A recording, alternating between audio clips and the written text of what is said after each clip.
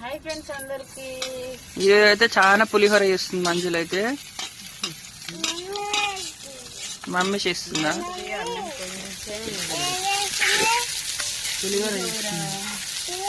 కేవలం మాత్రమే చేస్తున్నా, ఎందుకంటే అన్నం గంతే ఉంది కాబట్టి. ఇద్దరు పిల్లలకు సరిపోతుంది. మీరందరూ ఏం చేస్తున్నారు? అప్పుడే బాగా మీకు వెయ్యను, పాపకి ఎవరికి ఆకలి అవుతుంది? బాపమ్మక